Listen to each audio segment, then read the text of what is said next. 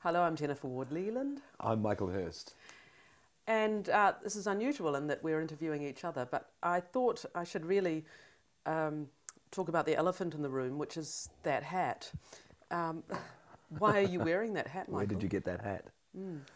Because I'm in a play called Red by John Logan, and I'm playing the American abstract expressionist painter, Mark Rothko, who was bald, but had hair around the side of his head. And so I've had my head shaved accordingly, but it's a hideous look. So Yes.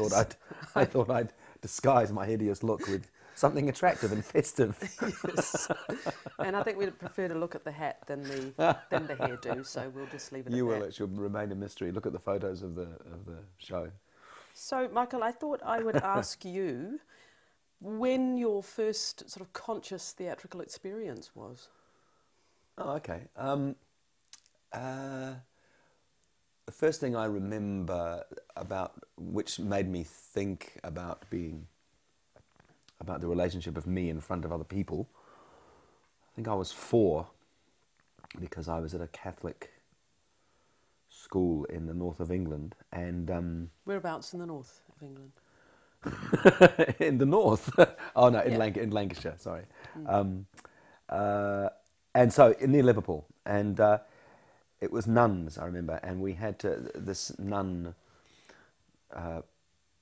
played a record of some momentous classical music. I don't recall the music, but we had just been told the story of St. George killing the dragon, and we all had to be St. George killing the dragon. And I just got up and remember very clearly that, you know, the dragon was big, and I must have known somehow that the best way to kill a dragon is to get underneath it and stab straight up into its, you know, its what do you call it, unprotected nether regions. Which I did, you see. So anyway, we did that. We're all just doing it together. And then I got singled out to show everybody else my version of it, because I was the only one that had a dragon that was actually dragon-sized. And What were the others doing? Yeah. And I was like crawling underneath it and ducking its fangs. And I just remember vividly creating all that picture. And and so I felt pretty special having been, you know, having to show. I have a vivid memory of it, having to show other people what I did, and Did you feel shy when you did it, or did you just no, went for it? in fact, just as I'm remembering that now, the word that came up for me just then was methodical, to be honest. I actually remember going, oh, okay, well, this is how it is. Because I remember it was common sense for me that the dragon would be that big and that I would have to, you know. Anyway, that was the first one. So that's quite young, I guess. What about you? Well, when I was 7, my dad was in a production of Oedipus at what was then Unity Theatre and is now Bats Theatre. In Wellington. In Wellington. And a director called Paul Maunder was directing that show, and it was a very modern adaptation. I think it was Seneca's Oedipus. Right. And they needed some children, obviously some sort of village urchins or something in the show. And so my dad took my sister and I along to rehearsals. And it was upstairs, so it was like a Masonic hall above the theatre. And I just remember walking into the rehearsal room, and none of the actors had even started rehearsing, but there was, I don't know, something in the air that just made me go, like a bolt. It was an epiphanous moment. I remember it very clearly, and I went, this is where I belong, and went home and told Mum that I was going to be an actor. How old were you again? 7. 7. Yeah. So from then on, I said I'm going to be an actor. I didn't know how, but... And that leads me on to ask you, how do you think you then, you know, single-mindedly pursued that from then on? You did? Drama classes, Consciously youth drama you knew classes, it. pantomimes, the Naya Review Club in Wellington. We did, you know, Jack and the Beanstalk and Cinderella and all those kind of things. So you sought opportunities to sort of do it, practice the Absolutely. craft. What about you? I'm thinking St Helens, just out of Liverpool, perhaps didn't have a raging drama scene. In the 60s. In the 60s, yeah. That's true. And in fact, because my parents emigrated here in 1966 when I was 8. So What were your impressions of New Zealand? Oh gosh, that's a good one. Because you went to Christchurch, right? We went to Christchurch, and it took us 3 days to fly from London to New Zealand. So in those days, it was a DC-8 that we flew on. My brother, who was 3 the day we landed, and me and my family. And my impressions, wooden houses. Couldn't believe the wood. It felt old-fashioned. Wood. And huge open spaces. You know, the school I used to play at, the school I was at in Standard 2, which is the year I left England, had a playground that was asphalt and then brick walls with concrete on the top with broken glass embedded in the concrete. Was that to keep people out or to keep you in? Who knows? A bit of both, really. And so then I came to Christchurch, and it was Elmwood Normal School, and there were these vast green playing fields and playing rugby, and I remember that being really impressed with that, and swimming, the novelty of having a swimming pool that was outdoor and you could just jump in it at the school. So you would have had an accent when you came. What did you sound like? Well, I had a North Country accent like that, like, you know, flat voice, talk like that. You know, I did have an accent, and I did. I suppose you could call it another vivid theatrical experience. Is that the day I arrived. Don't know, God knows what I was thinking, but in order to fit in and not seem any more different than I was, milk bottle, white English kid with snowy blonde hair with a funny accent like that. So then I proceeded to tell everybody I was a leprechaun. You can just imagine a whole lot of Kiwi kids going, what a mistake, I was a leprechaun. I told them I was a leprechaun. This is just, anyway, and trying to fit in. And I don't know, sometime in the middle of the afternoon, this girl called Raywin Braithwaite, whose name is forever etched in your memory. Etched in my memory, yeah. She said to the teacher, Mr. James, is Michael really a leprechaun? Mr. James said, no, Michael's not a leprechaun. I was crushed. So how long did it take you to lose your accent? Because I think you're probably quite a musical person. I was very quick. I lost my accent, that very quick. I mean, I'm good at accents. I've got that, you know, that facility. But you know, yeah, that wasn't your question though. Your question was, and so no. Look, I didn't pursue. I didn't think I pursued it accurately. I mean, I remember doing school plays, but never really. I always wanted to be a psychiatrist, or, you know, I had all other ideas, you know, and I certainly loved the idea. My dad always wanted me to go to university, so I certainly had that. But you would have had some quite formative drama experiences at high school. I'm thinking. Yeah, I did do things. You know, there's no West question. Side Story. Yes, well, here's the thing. You look back at it and you go, okay, well, I didn't think I was going to be an actor, and when we did, you know, careers advice, I literally applied for teacher, dentist, psychiatrist, all these things, that civil engineer, nothing to do with acting. I didn't even apply for acting, you know. But yeah, you know, but when I look back, you know, in the fourth form, for example, in our music class, who'd been completely overwhelmed by the record of Jesus Christ Superstar, when it first came out, I completely, you know, went to the music teacher and said, I think we should do this. And we mimed to the 2 albums, the 2 discs, you know, we mimed. Miming was big in the 70s, actually. Miming was, yeah, I suppose so. So we did the words, you know, we mimed the words, and yeah. I played Judas. Lip-synced is what we you lip-synced. I played Judas Iscariot and directed it. No surprise there then. I again, the memory I have overwhelmingly, I mean, yes, it was pretty special. It was pretty amazing, actually. They loved it. But the overwhelming memory I have is of how methodical it was. I didn't actually have a problem in the directing. There was no big, wow, it was just... you knew what needed to be done, and you moved the people accordingly.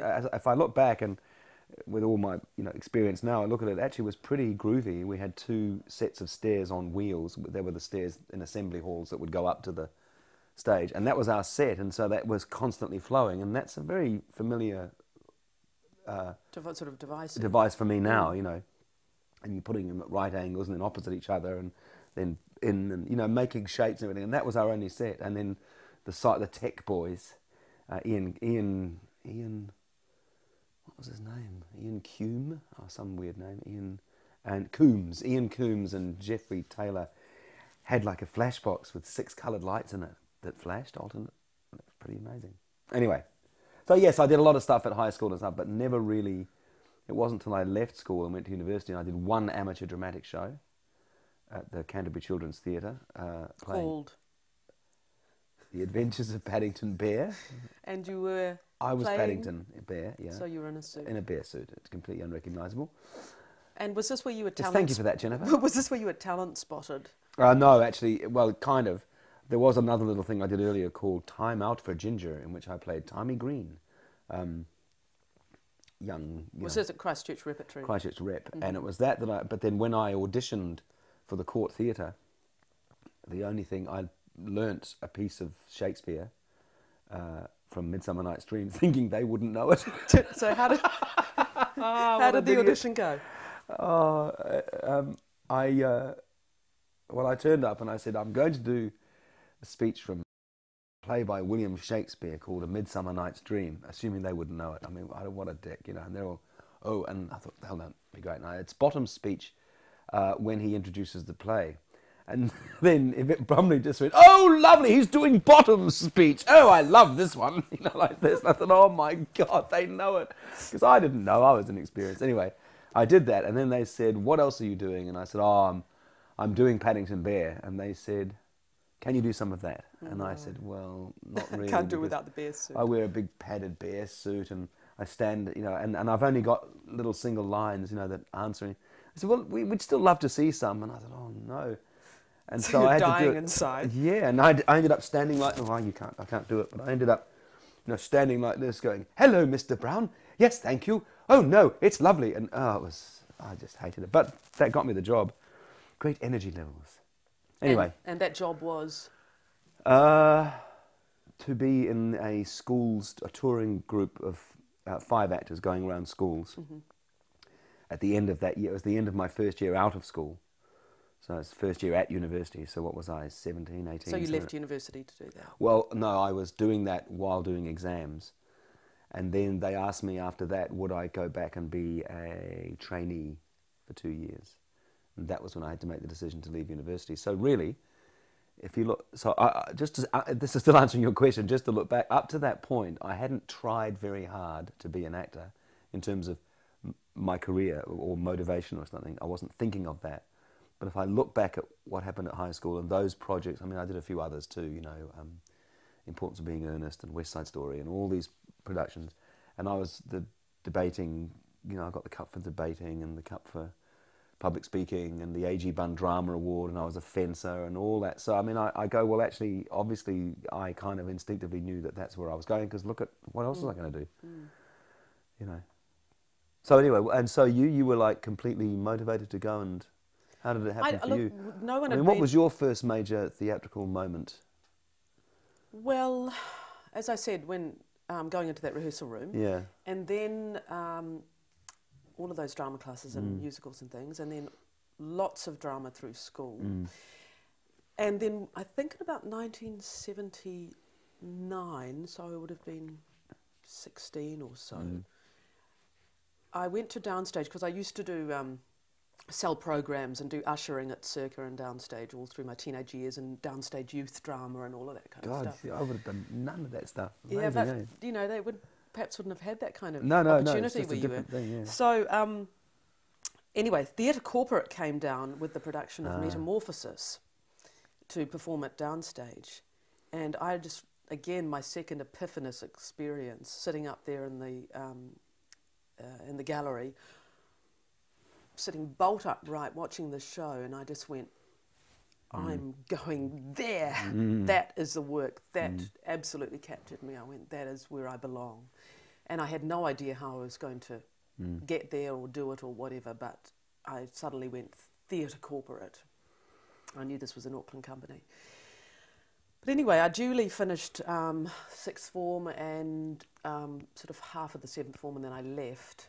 And I got a job with the Town and Country Players. I was 18 with my first acting job, and we were touring the lower half of the North Island with schools shows and community shows. So you might go to, this is with Murray Edmund, so you might turn up in a small farming district like Parangahau or somewhere, and set up in the local community hall, and the community would bring a potluck dinner, and we would do a clown show for the children, a musical show called Coming Through the Rye, and then a little Chekhov called The Bear. And so that was a fabulous job, and, you know, on the road a lot and lots of performing. Lots of experience. Lots of experience. And then I, because this whole theatre corporate thing had been foremost in my mind, I applied and got into the theatre corporate summer school. Now, were you at that one? That was 81, the end of 81. No, I didn't. Summer 81, No, I 82. wasn't at that one. Right. No. No, I probably would have remembered.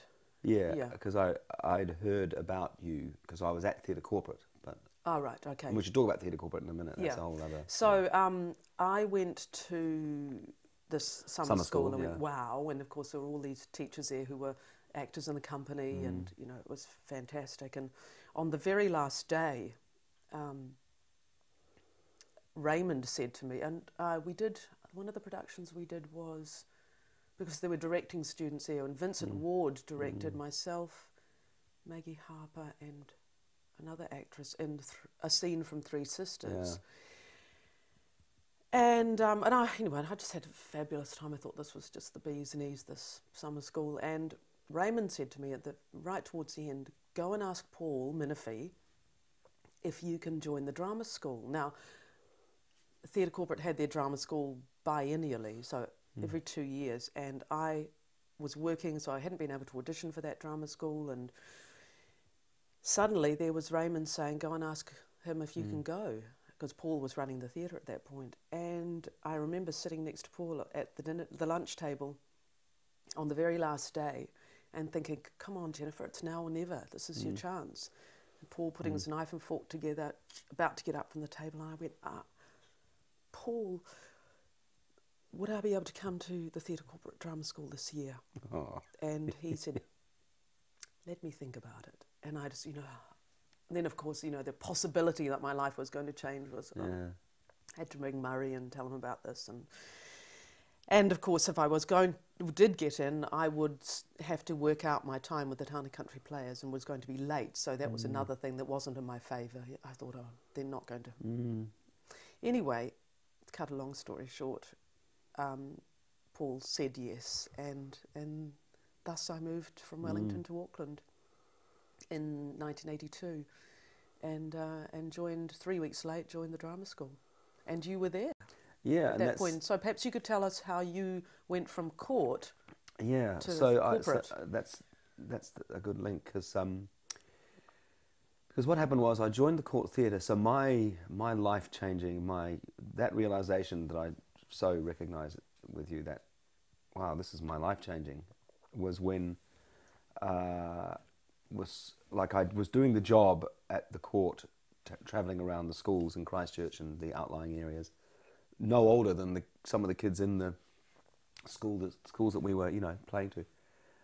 But when that finished, that's when a man called Brian Aitken asked me if I would be interested in doing a 2-year apprenticeship, basically.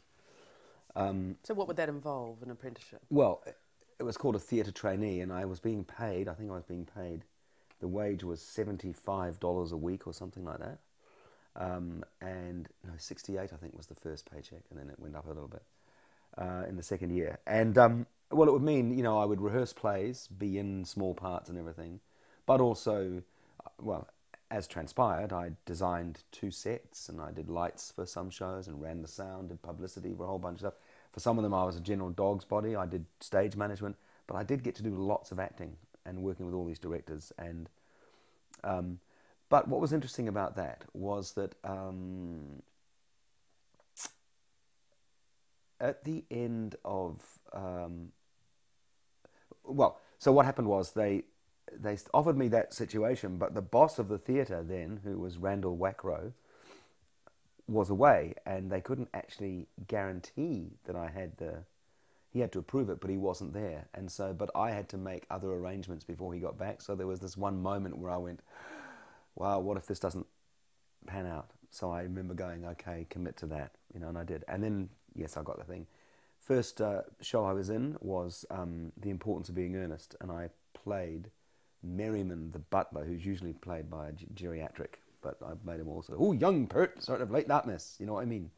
And he was the only gay, in the village. In the village. Anyway, and I'd signed to be 2 years, and Raymond Hawthorne actually came and saw that production and sent a message back to me that he wanted to talk to me about perhaps was I going to be going to Auckland and would I like to be to go to theatre corporate. And I had signed this 2-year thing, and I went... Oh, so what stage? This was at the beginning right of that at the beginning of my 2 years, and I just went, oh... And I had to say no. I had to say, look, and I felt, because I just felt I'd signed this thing. So I said, no, I'm sorry, I really felt bad. And he was great. He said, oh, well, don't worry, I'll be waiting for you, or something like that. And I thought, oh, right, okay, that's pretty cool. And then I forgot about it, really, and got on at the Court Theatre and did shows and shows and shows for the first year and did all this. The second year, what happened was Judith Gibson and John Givens, who were 2 actors that had been working at Theatre Corporate, actually came down to join the Court Theatre. And I hadn't really given it much thought after that, but when they arrived, they started doing things like vocal warm-ups and classes and whole sessions, and you know, and it was really that. I mean, I was 20 then, and we were all, you know, it was that thing of we can really do this amazing stuff. We were reading Grotowski, and in lieu of the fact that I'd left university, of course, I treated everything like a bloody essay. So all my scripts were all, you know, notes, and you know, I was always doing that. They still are. Still are. So yeah. So you know, reading about Grotowski and other Peter Brook, and you know, but then I saw them doing this stuff, and we would do these classes. We did a particular production. We did Othello, Elric Hooper directing. I was only playing a messenger and running around a lot, and to do that show, we would come in at sort of 5:30 at night and do a class from 5:30 to 7, and then do, you know, and it was amazing to me, you know. And they were all from Theatre Corporate, all that stuff that we respond to, movement on the breath, dynamic stuff. And then, so I kind of thought, wow, this is really what I want to do. This is like the total deal. And then I had to write a letter to Raymond, reminding him that he'd said this, and so on. And so he said, yes, come up, and I got to join their theatre and education company. So like you, really, if you think about it, going out into various community groups, because when I came to Auckland, we left Christchurch at the end of 1978, came to Auckland, and then in 79, I was in the touring group, 5 of us. CTC. Community Theatre Company, touring. Alison Quegan, Donna Rees, myself, Paul Owen Lowe, you won't know, and Greg Norton. Greg's a lecturer at a Welsh university now. Anyway, touring around the North Island and doing schools in all the towns in the North Island except for Wellington. So that community thing, really strong, and experience, you know, you just get so much, you know, you just get to know how to do it. But yeah, and that production that you saw of Metamorphosis, which had Kelly Johnson in it, as Gregor, I saw up here before it went to there, and I thought it was outstanding. Like, you know, it was really physical and amazing. But then so was all the work at Theatre Corporate, and that, I mean, we met there in that rehearsal of the trial, and it's that work ethic. I think that's really fundamental to what we do. When I look back at that drama school year, 82, you know, they're at 10 to 8 in the morning, in that crappy room in Cross Street, you know, with splintery floors, but you know, we were working hard, and you know, doing real and theatre, suffering, you know, that was good. And you do and of course the actors who are in the company would be teaching you in the morning, and then you'd have the afternoon to go off and, you know, earn your living. And then luckily, once that year finished, I got into, and you came in and taught us. That's right. In that second term. That's right. And then when that year finished, I was invited into the main company, and that was a thrill. I think 4 of us got into the main company. I mean, of course, we're so lucky because those were the days when theatre companies Well, were carrying a company of actors. That very actors. year was the year of the trial and all of those plays. Yes. And wasn't it fantastic that we would sign 12 months contracts and play a slew of roles, often 2 or 3 productions at once. Yes. Expected to do the research, expected to do the work, and still get given classes on Saturday mornings. And when you remember all that amazing amount of discipline and input. I ended up doing in that third term CTC as well because somebody left that company. That's so right. School's in the morning, rehearsal in the afternoon, a show at night, And a late show. And a late show. Yeah, I had that. And I think that is one of the best things that gave us is discipline and what's the word? Fortitude. It's interesting, 'cause just if I can, I've been thinking about that doing this play Red at the moment because it's been quite a fast process. And you know how you talk about being at drama school at 8:10, to start at 8:30. 10 to 8. Sorry. For a 9 o'clock start. Yeah. Oh, right. Well, that's what I mean. Yeah. So you and I do just on a core level, base level. If rehearsal begins at 10 o'clock, you and I will be there at 9:30 so that we can begin at 10 o'clock and be efficient in it. And I think that's a really a respectful way to make the stuff we make. Do you know what I mean? I think that's a real theatre corporate thing. Because remember, that rehearsal room, if you talked in the rehearsal room and you weren't on the stage, or if you were late, remember that? It was the time before cell phones. Now you've got everyone in the corner going, oh yeah, well I banned them from my rehearsals. I just say don't, but it's, I mean, I'm trying to, what I'm getting to is that whole theatre corporate thing was, I mean, for me, what I do, the seriousness of what I do, how seriously I take it. I was always wanting to take it seriously, but what I learnt through those years at corporate really were has set it all up. Would you say that about you? Yeah, I think it was all about teaching and learning all the time, and the development of the craft of acting. I think there was, and actually more so the ensemble experience, that everything you do was about serving the play, not yourself. So it didn't matter if you were, third spear carrier on the left in one play and then a big role in the other, because it was about serving the greater good, and the greater good was the play. The play had to sing, and that was your responsibility to serve the play. And I remember a few years after, I went to another theatre company that I hadn't worked with and did a few plays, and I came across for the first time upstaging. Now that would have been anathema, I think, at theatre corporate to even contemplate upstaging someone or have that go on. And I remember quite consciously thinking on stage, gosh, you're being upstaged. And I thought, well, you could either compete with that, but then where's the play gone? Where's the work gone? It's gone into this sort of, nothing about the art.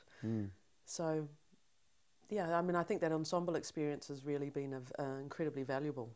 Because we're talking about theatre, of course, too. That's the other thing. I remember we were having that conversation earlier about it doesn't take long for me when I'm talking about acting or about, directing. It doesn't take long for me to be actually talking about theatre.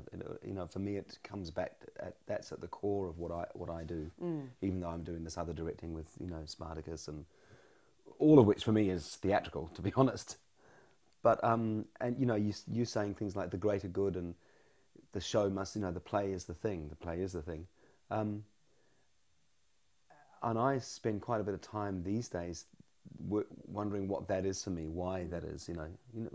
It's not about wanting to show off or dress up or be clever necessarily. It's sometimes it's about an exchange of energy. I think like you're in that room for that one night, because it's never going to be the same the next night. I mean, of course, some things will be the same, but for that night with that group of people, it's unique. It's unique. It's a singular experience, and how effective can you be in that exchange of energy, and whether it's whether it's a comedy or a tragedy or whatever, that people receive that story, because I don't think people really understand the craft of acting, and Or what significance it is, yeah. Yeah. I agree I with mean, you.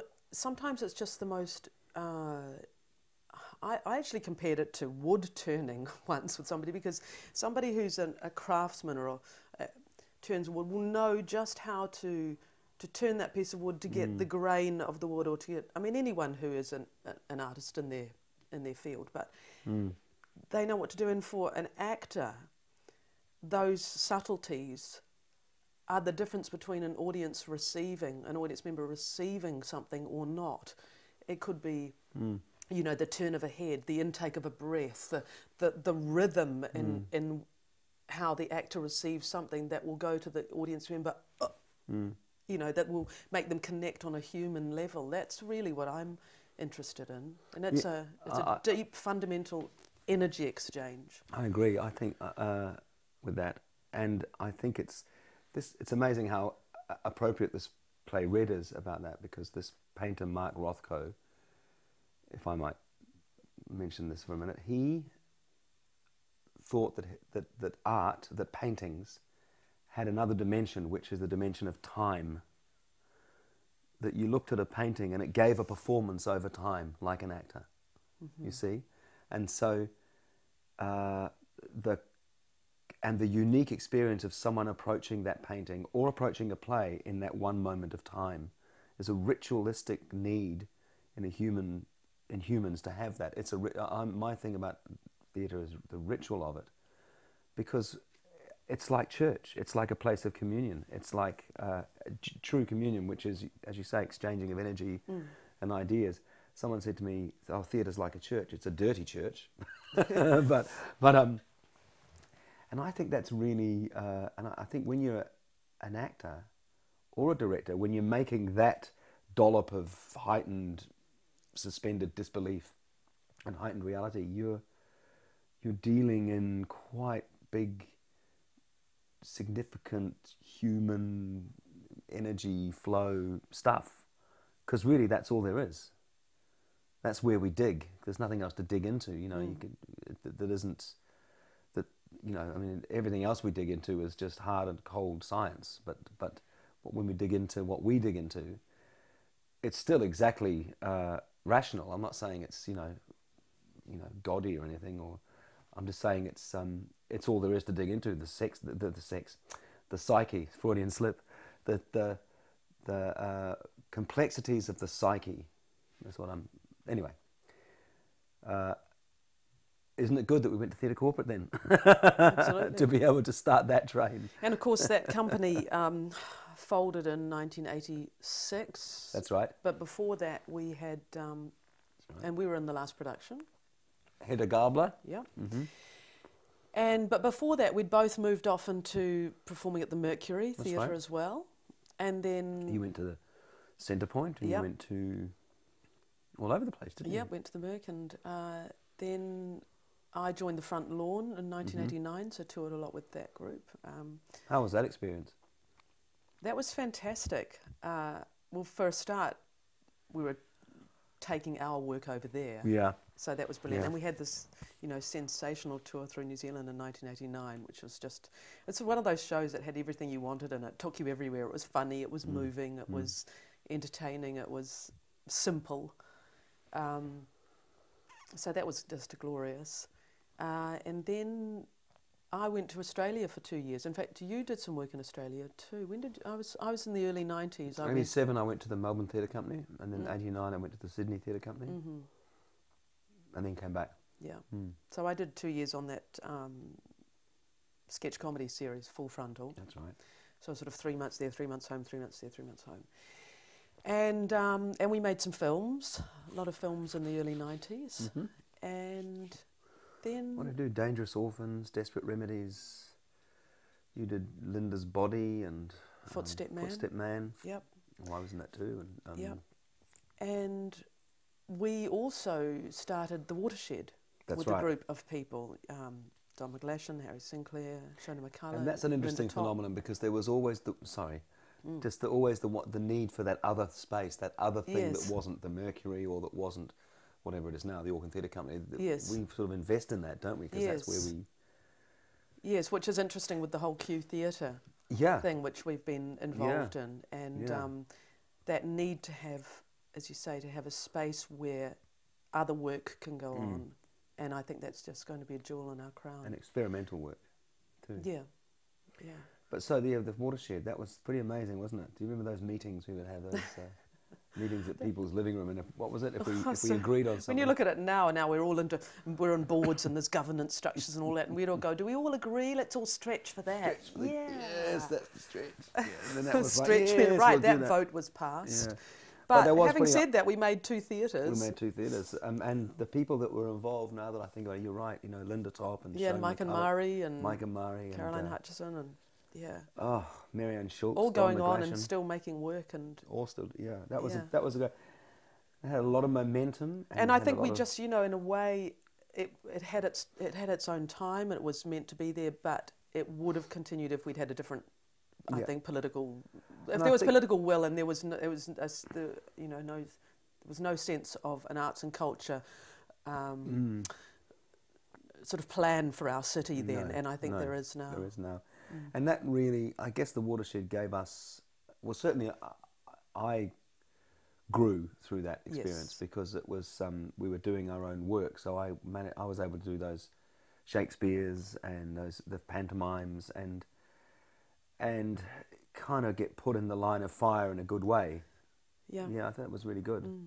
And then, of course, with the Silo Theatre, getting involved in the Silo Theatre for me in about 2003, and seeing the growth of the work of that company, you know, under Shane's leadership, and just being so proud of that, and seeing how, you know, things have to start small and grungy sometimes, and you get the right people involved, and you get the right shows, and you get the right focus and input, and how the work just grows, and then something else comes in underneath, like the basement now, you know. The dialectic of transformation. And that, I had, for me, I guess, just in terms of carrying on the chronology, for me, then, of course, Hercules came along in 93, and I remember those first contracts I was able to sign so that I still was able to take time out to do theatre. Yes. And I did, in fact, do, you know, the first one was Hamlet. Do you remember That's right. First Hamlet? And then the following year it was, all those other shows. But remember, I do remember it got too much. And in the end, as the TV show got more and more popular, and I ended up, I remember taking a lot of time out and just doing that. I didn't do any theatre for ages. And getting your first opportunity to direct. To direct those things, that's true. I mean, we did that short film, I'm So Lonesome I Could Cry, which I saw the other day. I watched it. It's on Kiwi on Air or Kiwis on Air, whatever. It's a great little film. You're really good in it. Anyway, just avoiding the Mutual Admiration Society. Yeah. Here. But and it was interesting being away from the theatre for that long. I mean, I loved doing Hercules. It was amazing experience for me, and all that directing experience that I got. Plus, I was able to do university papers at Massey because I had time on my hands. That's right. Took them. But then coming back after that finished, coming back to theatre with Rosencrantz and Guildenstern Are Dead at the Auckland Theatre Company, playing the actor, was genius casting because I just so wanted to be back on stage, and it was so fantastic. And I think my first line was an audience. Yes. You know, and that's what you would have been craving it. I was, and ever since then I've made sure that I've been able to keep up the theatre because I you know, and you think of the shows we've done, Jennifer, the ones that we produced ourselves, and you know, the Hamlet, the Macbeth, all those plays that we've been in together, the Goat, and you know, we're really the best, the most, the fullest. Would you agree? Yeah. For us. And then, of course, you did Xena as well. Oh yeah, well, Xena was happening all the time. Yeah. And, yeah, so directing all those, that was good, and I got good at that, and then my film Jubilee, which was a challenging time, and then a lot of theatre. So tell us about what you're doing now. Well, Because this is a completely new period in your life. With Spartacus, you mean? Yes. Yeah. Well, you know, interestingly, kind of the same production team that were responsible for Hercules and Xena, and have been doing lots of other stuff, you know, have come back with Spartacus. And, well, in fact, actually, Legend of the Seeker was the first one that came back, and I got asked to direct one of those. And I did a really good job of it, both, you know, creatively and dramatically, but also really efficiently. Efficiency is something I'm interested in at the moment. And so that got me more work, and then now I'm doing Spartacus, and now I'm producing and directing Spartacus, which is great. The producing thing's really fascinating. A lot of it's to do with, from my particular production angle, personnel, working with actors, juggling personnel, problem solving, much in the way that we always do it in theatre here, where you come up with a design, you go, how are we going to afford that? Yeah. Or we can't have that, but we need these elements. How can we rethink? And, you know, and usually 9 times out of 10, that means you end up with a more potent look and stuff. So all that is coming into play now, which is, so none of it's sort of new on its own. It's just all new being put together, as well as directing the shows, which is fine. But, and then because that really wasn't enough, I decided to do the play Red as well. So I've been rehearsing the play at nights. So at the moment it's a bit full on. But you were doing that earlier this year. I know it was. But it seems to be this common theme about, well, challenging ourselves. And I think that's, I mean, I found this year, this play, Rita and Douglas that I've been doing about the painter Rita Angus. Funny that we're both playing artists this year. But that was... you know, in so many ways, it was a perfect time for me to do, because it was a very challenging role, but challenging to get in a new way, because it's taking letters off a page, and letters aren't meant to be acted or spoken, they're meant to be read. And how do you make, how do you bring it into a live and theatrically satisfying life? So, yeah, it would have probably been one of the more scary times, I think, this year, getting that show on. But that's what we like, I think. I don't know, seem to thrive on it. Yeah, I mean, and so, and then, you know, things, I think at this stage, anyway, for me, I'm wanting to not settle. So that's why I asked Dan and Natalie to help me write that solo show. So I've never done a solo show, so I need to do one of those. You know, and you kind of exploring a lot of confidence.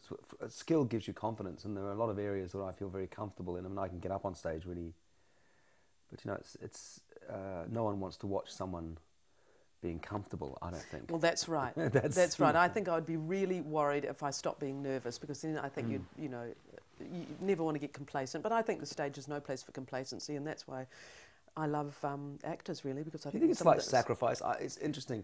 What is the see, I'm interested in this whole religious crossover, you know, ritualistic theatre, the need for a community to come together and in one voice have a reaction. It can be, you know, when we all come to a funeral or a memorial service and we all go, at the same time, or when we all cheer at a sports game, you know, that rush.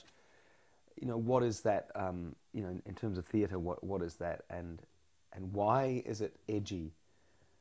You know, we say anything could happen in a play. You're performing a ritual, but anything could happen. The ritual could go wrong. Someone might have a heart attack, or someone might at least forget their lines. So, is that like the sacrifice? Is that like, you know, is that the thing on the altar? You know, the danger of something. I don't know. It's just an interesting analogy, and I know it's not an original analogy, but more and more I do this, the more I, especially with the theatre, the more I think there is this interesting level to it of leading the, I don't know what, leading the group outcry, or the group catharsis, I guess. It can be a laugh. It doesn't have to be a wail of, you know. And what a great feeling that is when that happens. Yeah. But then you look at, you know, what I'm doing with Spartacus at the moment. You know, how what are you second guessing? You're second guessing the public's taste and interest. And these days, there's so much rapid fire change going on, in terms of the internet and culture, and the repetition of imagery and the fast absorption rate and all of that. It's it's interesting to see how we fit into that, Anyway. Well, I think we should probably wrap this up. Is there anything else you want to ask me? Or is there anything else you want to ask me? Who's your favourite actor? How do you learn your lines? Sitting up in bed. You were funny the other day. I said, I've learnt this play, and I learned all the lines before the first rehearsals. I was feeling really, really good about it. I'm doing not too bad, and I said to you, do you know what? I've learnt all of these lines. And you went, that's usually the sign of good writing. I thought. Well, it is though, isn't it? There was no, oh, well done, Michael, you're clever. I was, oh, clever, pat on the head, and all I got was, well, the writing must be good. Well, I was probably self-referring. You were, and that I found it extremely difficult to learn my lines. I know, of which you had like 10 times more than me. Yes, yes, I know. Yes, all right. That was funny. Yeah. So, well, thank you. It's been a great pleasure hearing some of these things which I hadn't heard before. I've enjoyed it. I've enjoyed it. And that's over and out from us.